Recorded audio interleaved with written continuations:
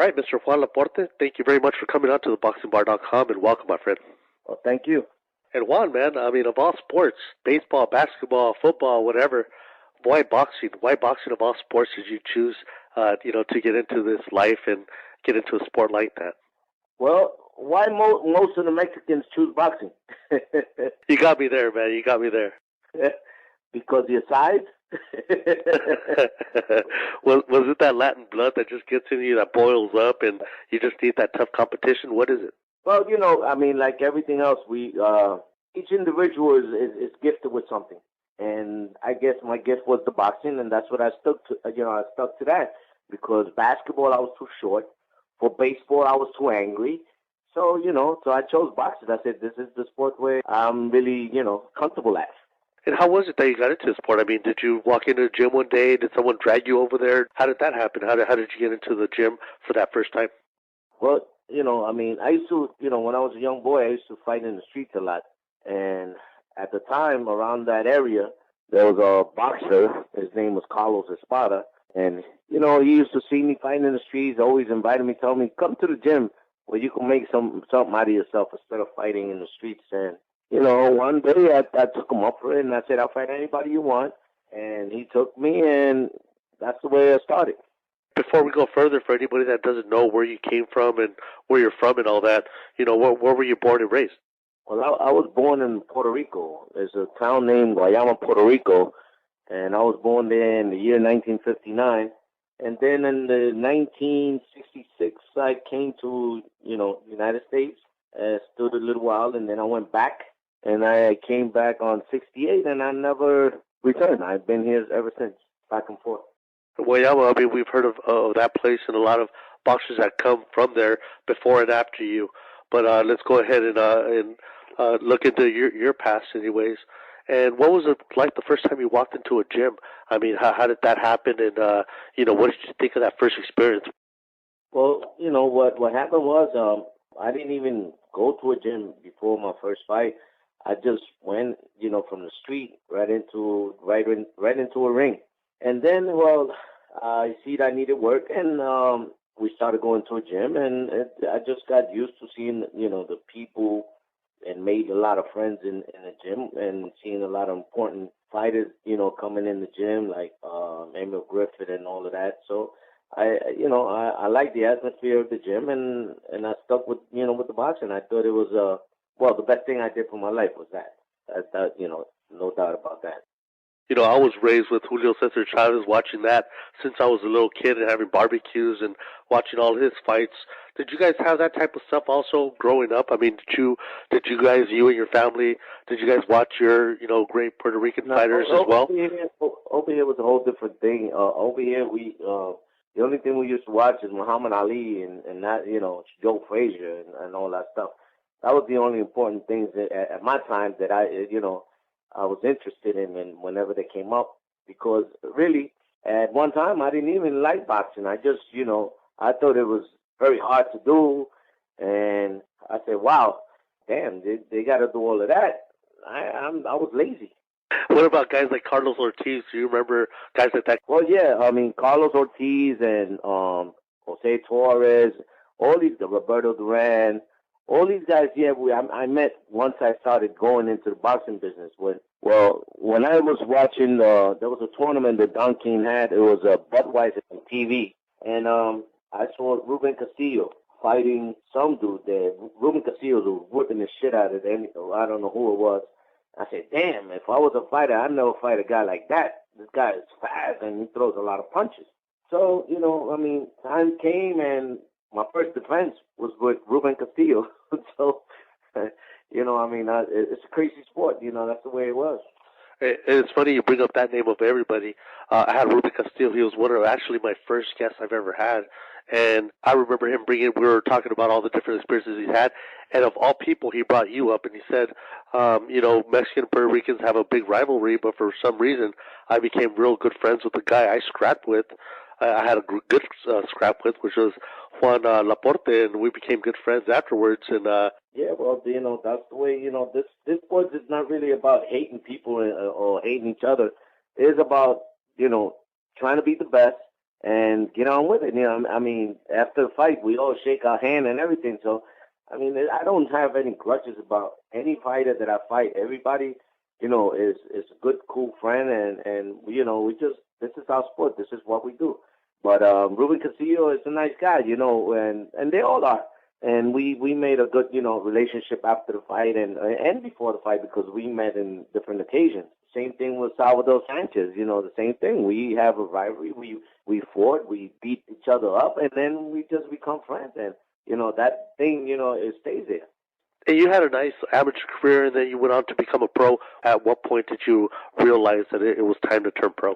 Well, no, you know, I mean, the thing was that I never thought about, you know, this extension of the boxing game because I was doing it like for fun.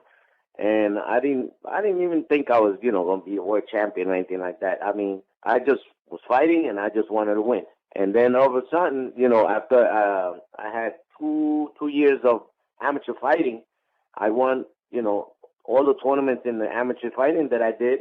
And then from there, I waited a little bit and I said, wait a minute, I was going to go to the Marines. And the same day that I was going to sign into the Marines, my trainer pulled up in the car and stopped and said, what are you doing? I said, Marines. He said, no. I got your contract. We're going to sign pro. And I said, we got to do this now because I need money. I need to work. So I wanted to go in the Marines. He said, no. I swear, I'm going to sign you pro. And that's the way. I was 17 and a half. And right at 18, I just, you know, turned pro. Had my first fight in somewhere in Columbus, Ohio, somewhere. Yeah, at the Garfield High School gym in Hamilton, Ohio. And what was it like that first time that you walked in through the drapes the first time for your first pro fight? Were you nervous? Were you scared going into that pro ring for the first time? I always been confident in myself, and in that fight, the first pro fight, I wasn't scared. No, I was excited. I was excited that I was going to wear some little gloves. They were about like 6 ounces. And, you know, just get it on. And I think my first fight, I won a KO, and then I won a decision, and then I won another KO. And it was, you know, from there on. Oh, my fifth fight was in California. It was in the fight when Armando Muñiz fought Carlos Palomino. Oh, really? Yeah. And I was on the card, and I fought a Jose Rodriguez. Right. And I beat him at I don't know, at 8th round, I think I beat him 6. They gave him the fight, and that was my first loss. And I cut the guy from one side to another, and they still gave him the fight. But that was, you know, I was unknown, and I think he was a 10-round fighter, so they gave him the fight. But a lot of your fights there, like let's say in your first 10 or 12 fights or so, you fought in Ohio, your first 2 or 3, and then the rest, a lot of them you fought in New York. But that one that you fought here in California, what was that like to be a Puerto Rican, you know, fighter from New York and to come over here to the Olympic Auditorium, which is the Mexican crowd also back then? Was it different for you? That was really my first experience being out, you know, and well, you know, you learn from these things, from the experience. And I felt good about it. You understand? I know. I mean, we all Latin, so I mean, I didn't hate no Mexican. I don't hate anybody. So I just wanted to win. And you know, if it's a favorite, sometimes it's a little favoritism because he's there and he's from there. But you know, that's the way it goes. Either you knock somebody out or you beat them good. How did they treat you though? They treat me fine. They yeah. And down the line, you know, you rack up a bunch of wins there. Then you fight Salvador Sanchez, and I know a lot of people are interested in that particular fight. Was he something that you were aware of, that this was somebody different and special? Or well, yeah, what was that like? I already knew of him because of what was going. You know, I seen him fight before. I was going to fight Little Red Lopez before him, but I didn't have my tests all done for the WBC. So then Salvador got to fight him, and he won the title. And then I just waited for my chance. I was taking a fight at a time and see what was going on. What do you remember about that fight with Salvador Sanchez? Salvador Sanchez won the fight. He was much more experienced than I was. I know that I tried hard and I did a lot of good things on that fight because I learned from it. But he had an edge on it. I can't say he didn't, you know. like I said, there's a lot of people don't see, but the way he cut me, it was with his elbow, and that gave him an advantage because I the eye was bothering me. But even though fight is a fight, and that was it. And he won the decision. I thought I won more of the rounds than what they said. Yes, I did, because even the last round I thought I won. So, but the fight is a fight, and things happen, and I was satisfied with it. I wasn't never crying about it or anything like that. Hey, it happened. Let's just do it again. And what would you say was his biggest strength as far as athletic abilities? Would you say it was how he just stayed active? He did stop throwing punches. I know Ruben Castillo said that it was his ability to recoup. He had like unbelievable recouping ability. Exactly. Would you agree with that? Anybody will tell you that Salvador Sanchez had lungs of I don't know, I think a fish or something, but because this guy had huge lungs, and he used to recuperate real fast, which is all in his training, the way that the doctors taught him, and he used to relax and recuperate in 30 seconds, between rounds. So that he had an edge on that, and he was a very slick fighter. He was fast with his hands. He wasn't a big power puncher, but he was an active puncher. What was his personality like towards you, like during the press conferences before the fight, or during the fight, or after the fight, your fight with him? What was he a gentleman? Was he, what was he like personality-wise? But Salvador Sanchez was always a gentleman. Even in and out of the ring, he was a gentleman. And he said, "You're going to be world champion because you're a tough guy, and you're going to be a world champion." That after the fight, because he said if it would have went either way, he would have been satisfied because he thought that was such a good fight. A few fights up, you fight a future world champion named Rocky Lockridge. You knocked him out in the second round, which, looking back at it, it's unbelievable that, someone like that, he was a great competitor. He did great against guys like Julio Cesar Chavez down the line. But you fought him for the USBA featherweight title. What was that fight like? Well, that fight was exciting because, Lockridge was a big talker, and I used to fight guys, that are big talkers. And I was really pumped up for that fight. And, I wanted to shut him up, and which, thank God I did. And it was a very exciting fight for me. It was one of my biggest steps after fighting Salvador Sanchez. You fought everybody at your time. A few fights up from him, you fight a guy by the name of Eusebio Pedroza, who was a big underrated fighter that a lot of people don't talk about. You fought him for the WBA World Featherweight title as well. You lost by decision on that fight. What was fighting another guy like him? What was it like fighting him? But that fight was disgusting. That fight, I won that fight. Any way you put it, I would have won that fight. They cheated me out of that fight. The whole thing was set up. The WBA and the president, which was Rodrigo Sanchez from Panama, had this thing already set up. The referee, he was bored before the fight. So, this guy gave me 59 fouls in one fight. He got more than 3 warnings on this fight, and he still got the fight. I had this guy knocked out in the second round. They bring him back to life by giving him the smelling sauce, and which is illegal in New Jersey. And they did a lot of illegal stuff. So, he was penalized twice during the fight as well. Yes. And they still gave it to him. So, that was, if I consider myself 2-time world champion. And I agree with that. And, down the line, WBC Suleiman, after a bit, he said, you know what, I think this guy, because of that particular fight where everybody knew that you should have won, they gave you that rematch, or they gave you hoping that you would have that rematch with Salvador Sanchez, which of course didn't happen. You said something interesting to me on a comment one time when we're talking on Facebook, and I asked you about Salvador Sanchez, that rematch, and you said that the fight was signed, the rematch was signed the day of his accident. How did that happen? What happened there?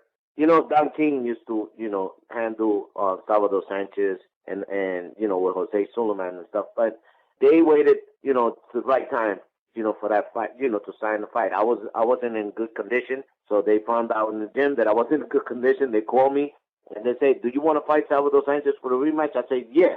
I just didn't say nothing. I just said, "Yeah." And as soon as they came with the contract on that day, I signed the contract. In the morning, this happened to him. This tragedy happened, I felt it bad, I was crying like hell because this guy is a good human being, and I had something to prove to the world, and I didn't get a chance to do it. In your opinion, what do you think would have happened if it did go on? You think you had enough to study of him that first time you fought him to be able to maybe have some, good stuff for him in this rematch? Definitely, definitely.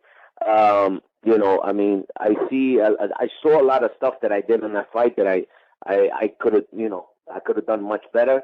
I was training, in that way. And yeah, they were a spectacle about that fight too, because they even told me themselves, the contract, if he would have lost to me, I would have immediately to fight him right again. Next fight would have been with him again. It was an immediate rematch clause. Right. Imagine that. I mean, something like that, him coming off of a win against another Puerto Rican like Wilfredo Gomez, and if he would have won that one, he would have been like the Felix Trinidad, in a way of that time. Yeah, I mean, well, definitely. There's a lot of fights that it would have been my turnover. That would have been like the turnover fights. And every time I fought those fights, I got gypped, which was, when I fought Pedroza, when I fought McGuigan, when I fought Chavez, especially Chavez, and Azumah Nelson, because these guys I beat hands down. I mean, I know I beat them. And people that really get into the fight and see the fight the way it should be scored, they could see it, the difference. But shit, I wasn't signed with Don King, so I ain't getting none for free. And a few fights up from Pedroza, you fight Miranda for the vacant WBC featherweight title. You beat him by knockout in the 10th round. Then you fight Ruben Castillo, as we discussed. Then a few fights up, man, you fight a legend from your country, Puerto Rico. You fight Wilfredo Gomez, and in Puerto Rico. How were you accepted against a legend like Wilfredo Gomez? That would have been like De La Hoya fighting Chavez, I think, at that time. What was that like, man? In that fight, that you have Puerto Ricans from Puerto Rico. You got guys from New York and whatever. But I mean, he was really the favorite over there. But that was the most disgusting fight I ever had in my life. Wow, of everybody, I want to hear this one. Why is that? Well, definitely that was the worst fight I ever fought. That fight, I trained so hard for that fight because there's one guy I didn't like at that time. It was Wilfredo Gomez. And, and I wanted to beat the crap out of him, so I was training hard every day. So I overdid it. So I overtrained for the fight.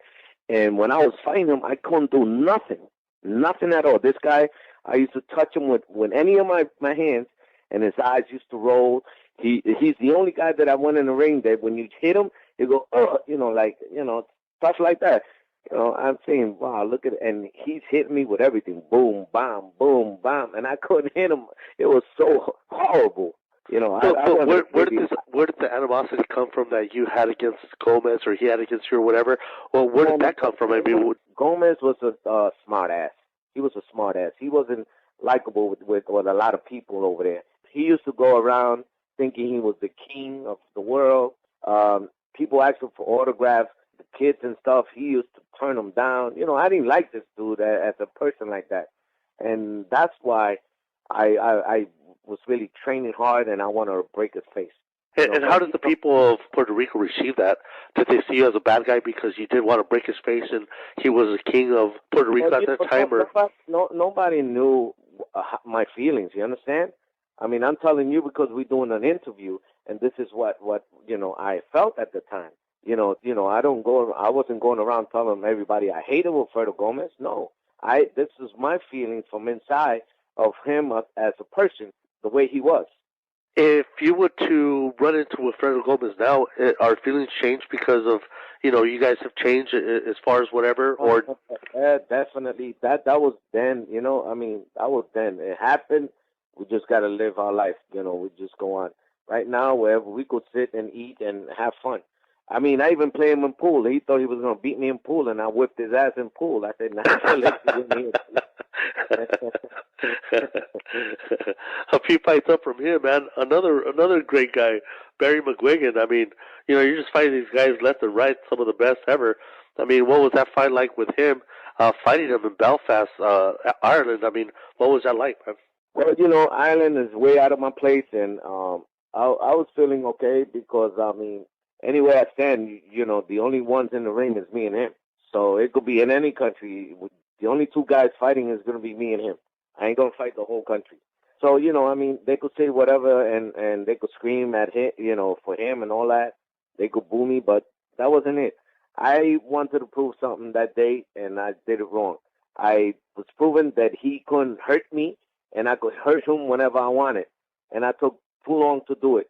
So when I started hitting him in the 10th round, which I said, let me try to finish him now. 7 seconds before the fight, when I had him hurt, they jumped in the ring. They rang the bell and jumped in the ring, and they saved him. And that was the end of the fight. And, over there, there's no decision. The only one there's the judge that raises his hand, which is Henry Gibbs, an Irishman. And just looking through your record, you really didn't give a shit who you fought and where you fought them.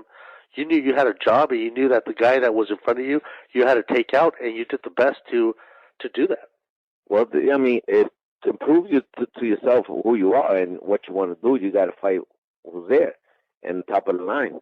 And my manager was just scared of nobody. He wanted me to fight everybody. He didn't care. And that's the difference from what it was like then to today. We'll talk about that in a bit. But a few fights from him, you fight Julio Cesar Chavez. Now you're fighting the King of Mexico, and one of the biggest, best fighters in the history of Mexico.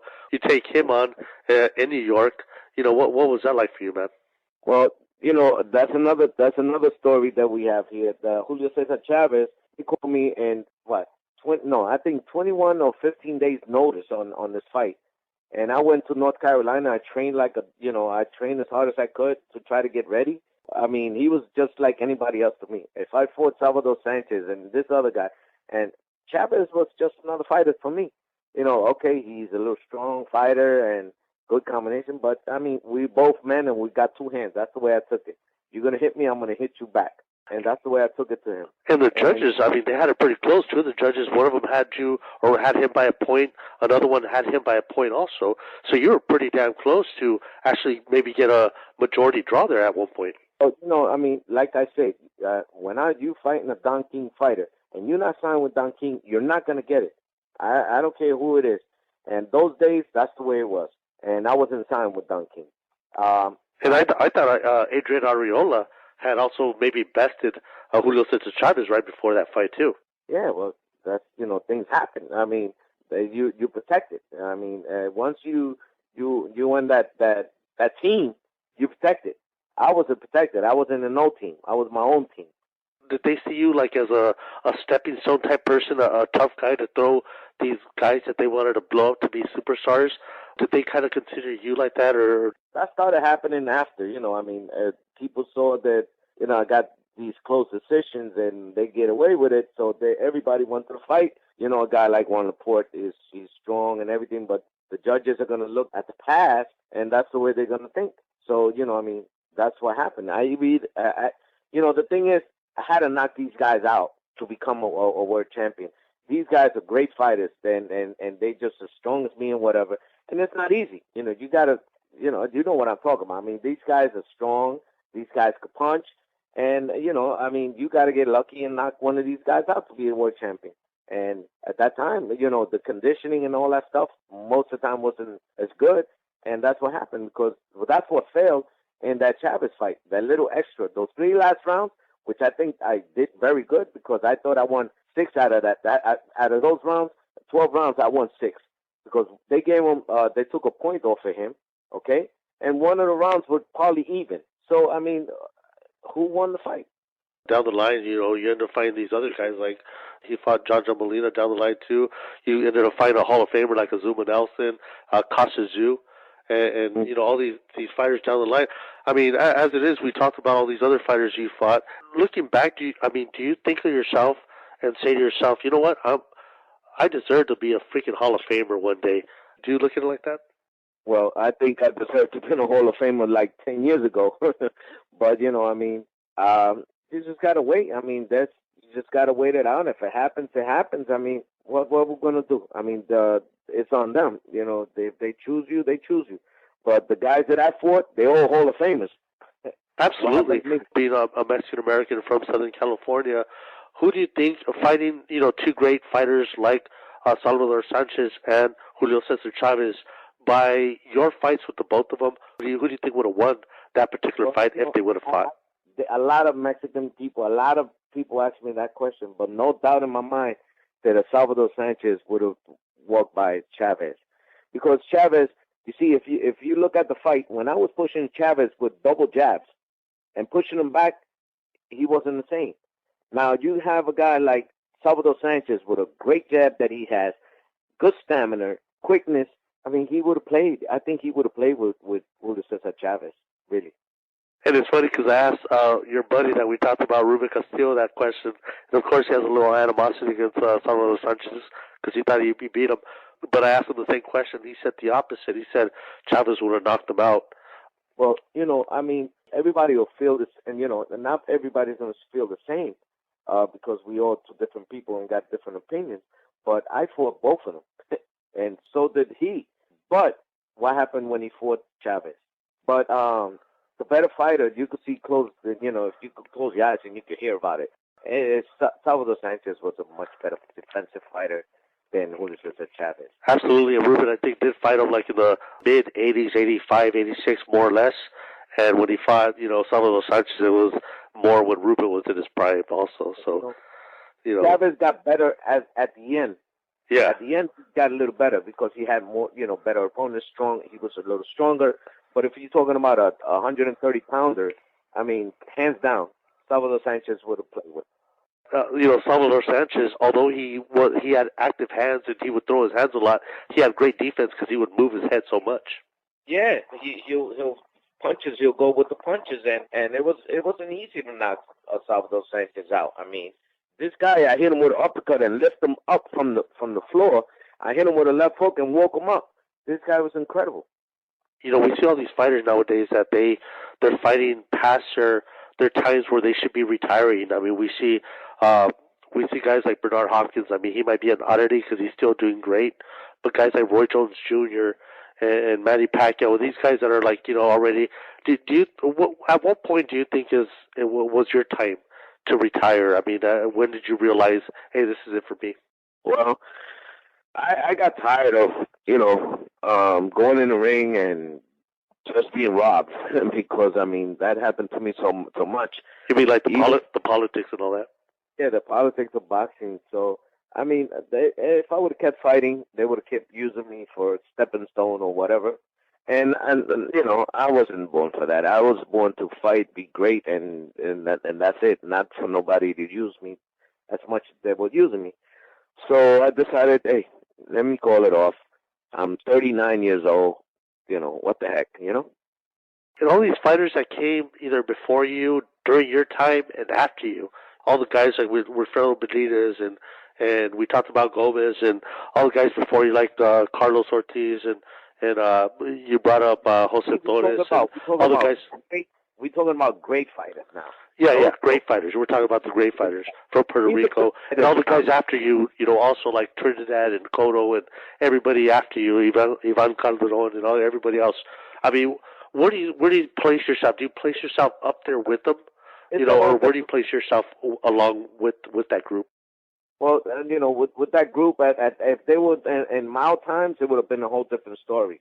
Man, I have to bring up Edwin Rosario. He has to be brought up there. Edwin Rosario he was a great fighter too, but a great fighter that was a great fighter going forward. You understand? So when he got hit, he pulled back. So that questioned somebody's heart right there. And I boxed him here in New York when he came one of the first times. I hit this guy to the body. He didn't want to get touched again. So I mean, I don't know about a great fighter like that. I mean, if you get hit, you either fight your ass off or what. But he used to just run around. So when he was hitting, he was fine. But when he got hit, he punked out. You saw him when he fought Ramirez. He turned his back. You're right. And he kind of, towards the last rounds when he saw that Chavez was hitting him back, he also kind of, he didn't know what to do there. I told him Chavez was going to whip his ass. I told him I did. You did? We was in the Puerto Rican parade, and he was talking a lot of shit. I told him Chavez is going to whip your ass, so you better be ready. Because you fought some of these great Puerto Rican fighters, and, did you get a lot of, people coming at you sideways also? No, not really. I mean, I to tell you the truth, I'm well respected here in New York, here and anywhere I go. In Puerto Rico, I'm well respected, and I just lived out of my life. Whatever happened in the past is a good memory. I enjoyed it. I loved what I did, and just move on. What did you think of Hector Camacho? He's a great fighter. He was greater than anything, but he just didn't know how to appreciate that. He just blew it up, by doing the wrong things and being laughed at, and that was his thing. That's the way he lived. He wanted to make people laugh. He wanted to do crazy things, and that was Hector Camacho. What do you think of the same day weigh-ins to the next day weigh-ins? Do you think there's a big difference there, or do you think it's the same thing? I think that's the dumbest thing they ever did. I mean, because the advantage is for the bigger guy anyway. If you're a natural featherweight and you're going to fight a guy 140, that guy is going to be 160, and you're going to be 143. You understand? Who are some of your favorite fighters right now? My favorite fighters right now? Oh, yeah. To tell you the truth, I don't have a favorite fighter right now. What the heck's going on over here, Juan? Not right now. My favorite fighters was Muhammad Ali, in the heavyweight division, Sugar Ray, in the welterweight divisions, Marvin Hagler, but you're talking about Maravilla and stuff like that, that's bullshit. I think. Let me throw a little list of names at you, and you tell me what you think of each of them. Wilfredo Gomez. Wilfredo Gomez, but Wilfredo Gomez was my time. Wilfredo was a great fighter. What do you think of Wilfred Benitez? Benitez, definitely by far one of the greatest welterweights of all time. How about Edwin Rosario? Rosario was, I'd say half-half. He was a good fighter, and sometimes a bad fighter because what he did. You understand? Carlos Ortiz, great fighter. Felix Trinidad. And his time, great fighter. He couldn't shine his shoes up with Wilfredo Gomez. I mean, not even Wilfredo Gomez. See, I was working my way to that one. That's the one I wanted to throw you first, but I wanted to work my way. He wouldn't have touched him. Really? You know that. I'm not going to say nothing here. I'm asking for your opinions. What about someone like Miguel Cotto? Would he have? What if I would have threw Miguel Cotto at you? During your time. Miguel Cotto. Okay, I got some. I got some for Miguel Cotto. Okay. Okay. All right. How about Carlos Ortiz and Miguel Cotto? Oh man. Well, Carlos Ortiz was a lightweight. Miguel Cotto he's 154 now, but he was better at 140, 147. Miguel Cotto is all the way to 154 pounds. Right? Yeah. Right now he's 154. Yeah. So Carlos Ortiz is 135 pounder. So 135. Yeah, lightweight. Yeah. And then he went to 140. But But I think if you would take Wilfred Benitez, that was 147, a welterweight. I think if you would have got him against Cotto at his welterweight, I think Wilfred Benitez would have just. Wilfred Benitez will go in the ring right now, and Cotto won't touch him. Yeah, he was a radar man. He couldn't touch that guy. Yeah. He weighs like 250 pounds. How about Ivan Calderon against someone like Manito de Piedra, like we talked about, Michael Carbajal, who would have won that at 108? Well, no, I think Carbajal would have won that. Even though, this kid was a great fighter, good mover. He could fucking move. And tomorrow, it's going to be another Puerto Rican against a Mexican-American. Mikey Garcia is going to fight Rocky Martinez from Puerto Rico. What's your prediction on that fight? Well, Mikey Garcia. Mikey Garcia's been there, done that. Well, Mikey Garcia's coming up in weight. He's going up to 130 from 126. Yeah. You think he'll be able to do it? Mikey Garcia, he's a tough kid. He's not going to go down for nobody, and I don't know. This kid from Puerto Rico, I don't even know him that well. I don't know what type of really fighter he is. He's going to have to prove it to me tomorrow. If he beats Mikey Garcia, then I'll say, okay, he's a good fighter. But I don't think that's going to happen, though. Do you think there will be more or less great Puerto Rican fighters at the rate we're going right now? There's going to be more great fighters coming out of Puerto Rico. It's going to take some time, but eventually they'll come up again. Because, you know, Puerto Rico is a small place, and yes, a lot of kids that are coming up that are destined to become great fighters. Do you have any in your camp coming up? Any great? No, well, right now I don't have anything right now. I'm waiting for my son. My son, let's see what happens. You know. So, like your son, knowing that everything that you went through in boxing, and you know, are you? Is it easy for you to let your son go into a sport like that? Well, yeah. Well, I have. You know, my older son was fighting. He quit, and he got a baby and all of that. Yeah. So I have my 15-year-old that was asking me to fight since he was little. I told him, no. You're gonna go to school. You're gonna do this. You're gonna do that. And, well, for the last month, I have been having him in the gym, and he's been doing great. He likes what he's doing. He's a big kid. He's about 5'6", 5'7" already. He's 11 and a half in shoes already, and he likes it. So he's gonna give it a try.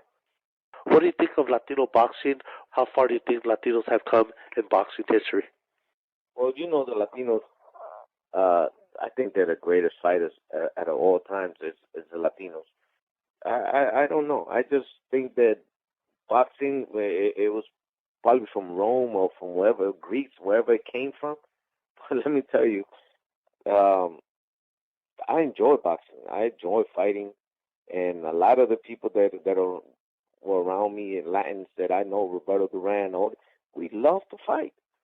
And that was it. I mean, I think we the Latin fighters are the greatest right now.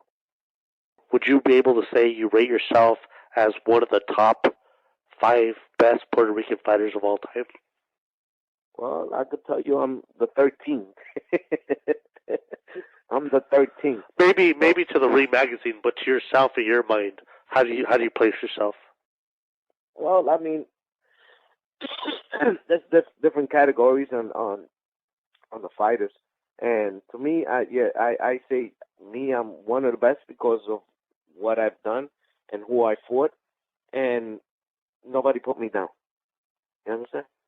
Like right now, I'm thinking of all the great fighters, like of all the Mexican fighters that you ever fought or that ever bring you up. I've always heard that you've always been likable. Unlike some of the guys from the past, because of our Mexican Puerto Rican rivalry. It seemed like all these guys like you, like we talked about Ruben Castillo, that really had a big liking to you. And I congratulate you. And I've always seen you as one of the best Puerto Rican fighters ever. It's a great history that we came across when we started meeting, and doing this relationship. Little Hands of Stone, that's my favorite man right there. He used to call me all the time. He don't have my number anymore. But he used to call me all the time. Are you talking about Michael Carball? Yeah, Michael. He used to call me all the time.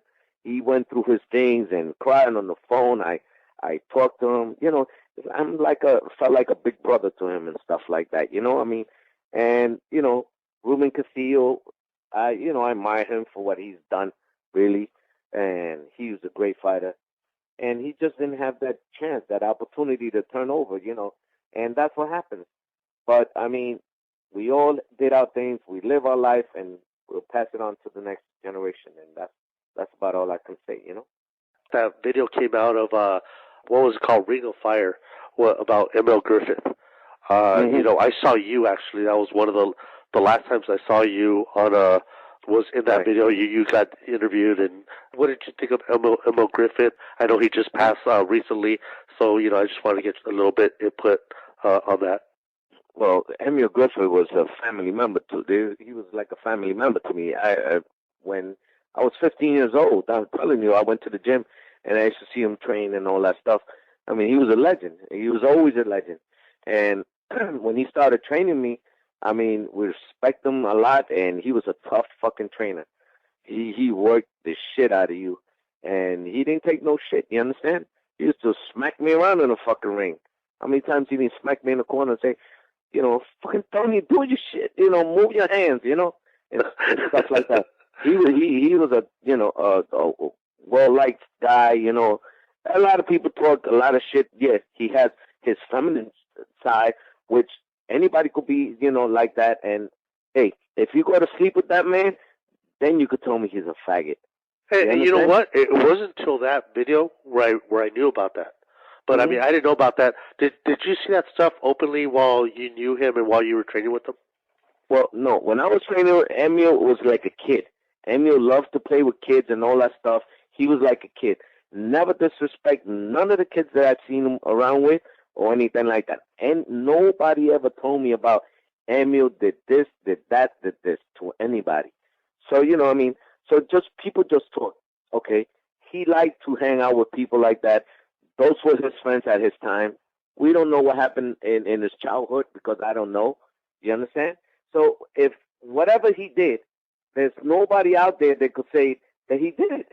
So, I mean, if you bring me somebody over here and says, I was sleeping with Emil Griffith. I used to do Emil Griffith. Or Emil Griffith, then I say, okay, if you was there.